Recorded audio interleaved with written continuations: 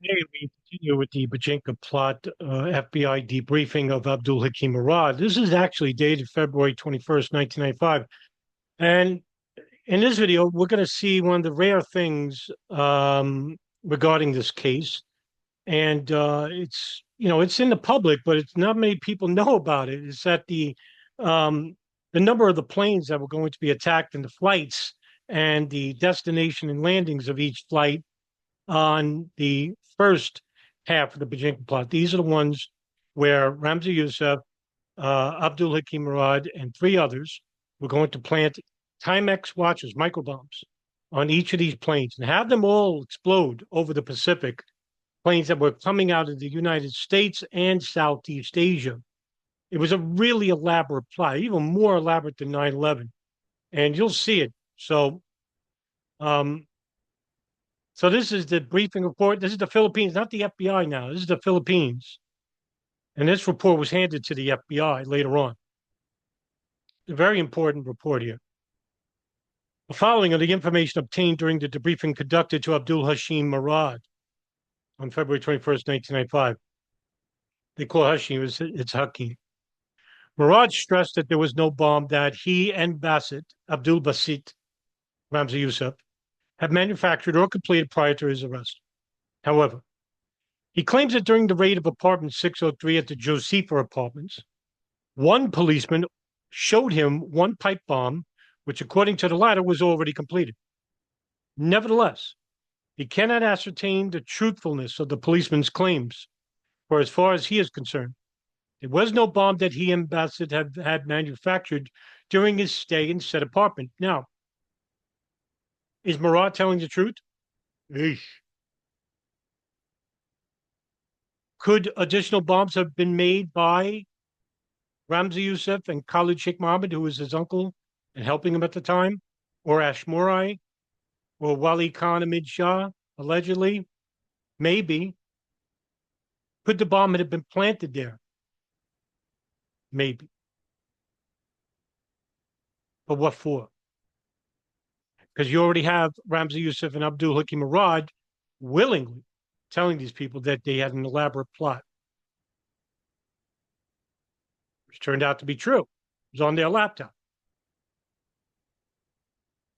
Before his arrest, Murad is supposed to make one 320 milligram and 350 milligram nitroglycerin bombs, which he will be placing in two bottles of contact lenses cleaning liquid, which is a really ingenious idea when you think about it, because if you wanted to build a bomb, a single bomb, you put the nitroglycerin in contact lens liquid. And like Ramzi Youssef, he put the pieces of the watch underneath his shoe. And then the rest of the watch he was having on his wrist. Likewise, he's supposed to bring with him some nitroglycerols, which he will be placing inside the bottles of nitroglycerin after passing through the X-ray machines. Said nitroglycerols is in a form of cotton balls dipped in a mixture of citric and nitric acids, is being used to increase the stability of nitroglycerin. Said is the one supposed to make said nitrocellulose. Make myself disappear for a second. In the plot to bomb USA carriers, Murad is expected to use first-class tickets, which Bassett will provide. Murad had used first-class ticket once during his travel from Pakistan to Dubai. Murad claimed that they preferred to use chemicals in making explosives since they can easily acquire them. Acquire same, likewise. X-ray machines because of its low density characteristic. Thus, he denies knowledge of any terrorist groups or individuals who use Semtex, CS, or C4, and the likes. Murad claimed that he used to follow legitimate or normal procedure in making flight reservations, and he is not aware whether Bassett and his companions are doing the same. See how they compartmentalize, just like what they did with 9/11. The pilot hijackers, the muscle hijackers. Muscle hijackers really didn't know what they were getting into. Some of them didn't even know it was a martyrdom operation. And then you have the intelligence services, like Israel, with the art student ring and the moving front companies in different cities, not knowing that any of these units existed in other cities. They just knew that they existed in that city. So this way, if one cell is captured, the other cell and the others are safe because they're not compromised because the other cell that got compromised doesn't know they exist. So the operation can move on. That's why there was so many people in this. Like with 9/11, there was 4 planes were hijacked, but there were more. Even the Joint House Inquiry, Bob Graham, the co-chair, even admitted that we knew there were more planes, a second wave of attacks. Zacharias Moussaoui, he wasn't tortured. He was part of a second wave of attacks. It was similar to Bojinka in that they were going to bomb the 12 airliners and then hijack 10 planes and crash them all over intercontinental United States. Murad claimed that Bassett and Ahmadinejad, for those who haven't watched my previous videos, was a Palestinian who was arrested on money fraud, counterfeiting dollars, and was approached by the Israeli Mossad about becoming an informant for them inside, I think it was Hamas or Palestinian Islamic Jihad. And Ajad was not even a militant and played one. Was he playing one in the 93 bombing? Still got 240 years. Maybe Israel cut him off as a contact while he was informing them of what Youssef was doing. That's reasonable speculation, isn't it? Yeah, Ahmadinejad. He was actually, in fact, Ramzi Youssef, Abdul Basit Karim, was contacted a judge while he was in prison. Judge, remember, Basit and the judge come to JFK. They get arrested. Youssef is let go. A judge is detained. He has a whole bunch of terrorism material in his suitcase, like, hey, I'm a terrorist. And Youssef was calling him. You think those calls were being monitored? The DOU sent passports during their trip to New York. However, he do not know from whom did the duo purchase same, and he has no knowledge of the names listed in the said passports. The only commercial or recreational places known to Murad wherein Basit used to meet his companions is the 7-Eleven store located at M. Adriatico Street in Mallet and a karaoke bar located along A. Mabini Street in Manila. Murad claimed that he had no knowledge regarding the personalities of Basit's contracts in Algeria and Egypt. Algeria is a key place because that's where the Algerian Islamic Jihad are. And actually, in 1993, the first instance of having a plane crash into a building in a martyrdom operation that we know of.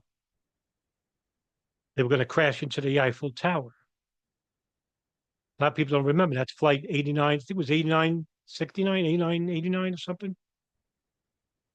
He knew Basit's contacts in said countries are his former classmates in the Mujahideen training that the latter had undergone in Jalalabad, Afghanistan. Likewise, he had never seen or observed Basit making phone calls, any individuals in said countries. Murad recalls that Basit told him that someday the Liberation Army will grow and become an independent and structured organization. Such statement made Murad speculate that Basit is planning to form his own terrorist organization. That's why when I hear, even reputable experts in this field say that Basit was Al-Qaeda, no, he wasn't. He never swore bayat loyalty, which is the prerequisite to joining Al-Qaeda. You're supposed to, it's called bayat, which in Arabic means loyalty. You have to swear loyalty to bin Laden and file out, even a document, an application stating what your skill sets, where you're from. They do a security check. Oh, yeah, they do all that. For those people out there that say, oh, they're just a ragtag bunch of groups, Al-Qaeda, no. They're structured. And in a future video, which I'm going to make very soon about Al-Qaeda in Afghanistan currently, they're even far more structured than they ever been in their whole life. They're bigger. And they're more dangerous because now they're a part of the government of Afghanistan with the Taliban. I mean, they're huge. Remember all those millions of dollars of weapons we left behind? Thank you, Trump and Biden, for ruining that scenario in Afghanistan, as well as Bush and Obama. How do you not destroy the Taliban? I don't want to get off topic here, but I want to rant a little bit. It really frustrates me to no end. 20 years there was a waste. Longest war in U.S. history. Taliban are stronger than ever. How is that possible? We're allegedly the greatest military on the face of the earth. Trillions, not billions, trillions in weapons. You can't beat the Taliban? Or is it that they didn't want to defeat them? They just wanted to weaken them. And then later on in the future, when they get stronger again, use them as an enemy if we can't get into a full blown war with Russia or Iran or China, a superpower, for the next 5 to 7 years. It's reminding me of, back in the day, the Soviets invasion of Afghanistan. U.S. covertly helped them, gave millions of dollars, billions of dollars in weapons aid to Mujahideen groups. And then when Russia wasn't an enemy, in came Islamic fundamentalism. And then when they weren't the enemy anymore, look who we're going to fight against: Russia, covertly through Ukraine. And where's billions of dollars going to weapons to? Right-wing nationalist groups. You'll ever notice, by the way, that the CIA and State Department, when they run covert operations, they usually fund right-wing groups. Why? Why don't they use socialist groups? Why don't they use communist groups? Because they're not reactionary. They think. You ever look at leftist Arab uh, groups, like paramilitary groups? Take a look. A great example would be the PFLJ or the Abu Nidal organization. Weren't religiously motivated, weren't right wing, and they were very dangerous groups. But reactionary groups like Orthodox or nationalist groups don't think, they just react. So they're easier to control. All you have to do is instigate them, push them, and they'll react. All right, said rant is over.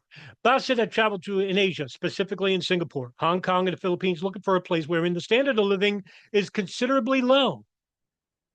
Thus, he had chosen the Philippines to be his base country in Asia because of the low standard of living. Likewise, it is the only country in Asia wherein he contacted an informal meeting with fellow Muslim extremists. For information, case officer blank. Now, I'm going to make myself disappear here for a second. Maybe I won't. We can read. All right, this is good. Bojinka. Okay. Now remember the key names, the code names I mentioned: Obaid, Zayed, Maroka, Majbas, Maracas, right? All right. I think this was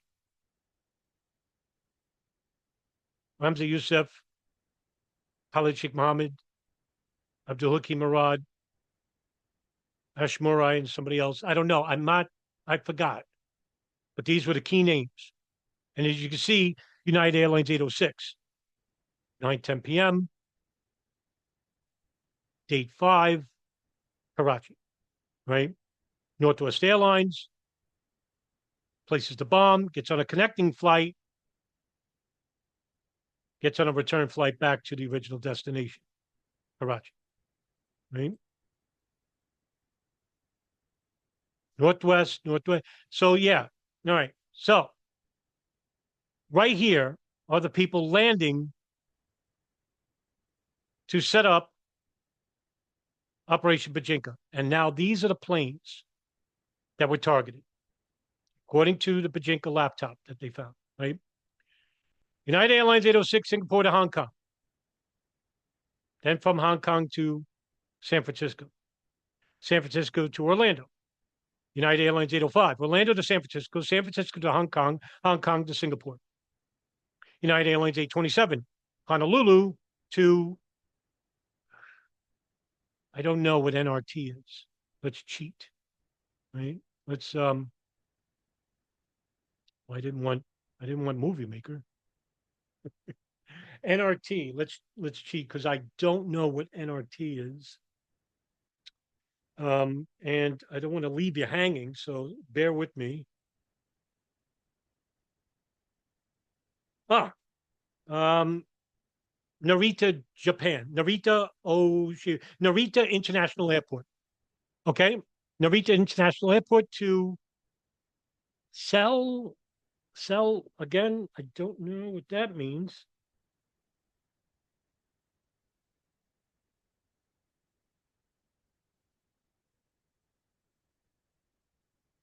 Incheon International Airport in South Korea. And then from South Korea to Taipei, right? Again, United Airlines 826, it's the fourth plane, Taipei to Incheon International Airport in Seoul. And then, of course, yeah, again to NRT and then to Honolulu, right? United Airlines 805, LAX International, Los Angeles International to San Francisco, San Francisco to Taipei, Taipei to uh, Korea, BKK Airport. Um, Swamubi Airport in Thailand. Then United Airlines 844, it doesn't say. But as you can see, now there's even more intricate details here. Timer was set for 10 hours. Setting at 9 to 10 o'clock, 10 hours. It's a long flight. This one, timer was set to 23 hours. This one at 10 hours from Mindanao to Seoul, I think. Northwest Airlines, United Airlines 827. You can see this one setting was 5:30 to 6:30, although there was no timer on this one. Interesting. Timer was set for 20 hours on United Airlines 845. By the way, these documents I'm showing you, it's really rare. It's not, it's not classified material. It's it's in the public eye. But when was the last time you saw something like this? This was used to prosecute Abdul Hakim Murad Ramzi Youssef in the Southern District of New York.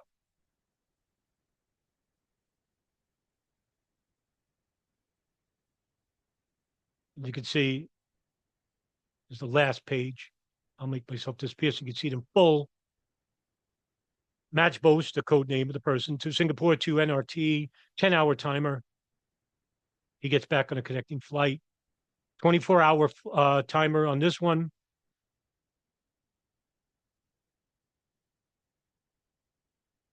Pretty elaborate plan when you think about it. I mean, it's really impressive.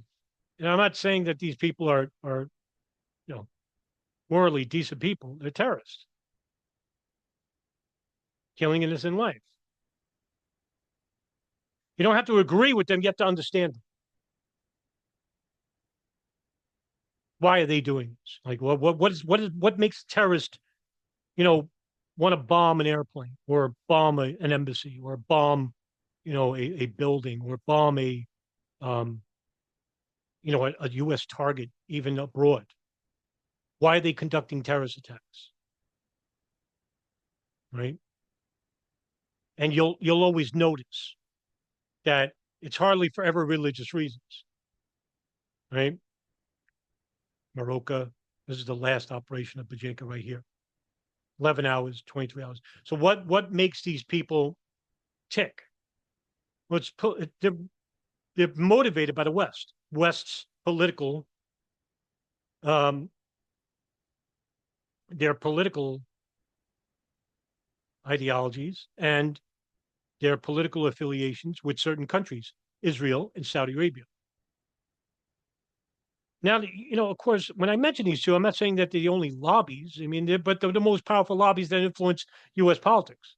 I mean, Israel, look, I hear this all the time from right-wing channels that, Israel is controlling the United States. Not exactly. Yeah, they have major league influence. I'm not denying that. And I hate the fact that they have such an influence regarding their interests and screw ours. But Saudi Arabia does the same. But Saudi Arabia has no affiliation with the United States, right? Saudi Arabia are Muslim, the Arab religiously, they have very little in common because of Wahhabism, whereas Islam does have a lot in common with Christianity and Judaism.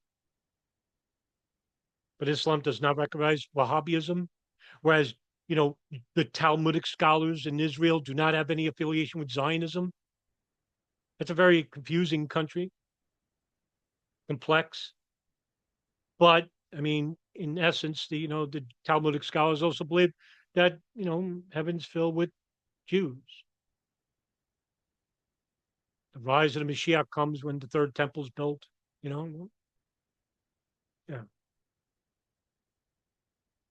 So, I mean, what drives these groups to do what they do? You have to understand them. This is the reason why I do a lot of these videos too. I don't want you to basically just come away with, oh, this guy's dry and, he just reads documents. I'm doing this so I can empower you with information as well as, giving you a little bit of understanding of why these people do what they do.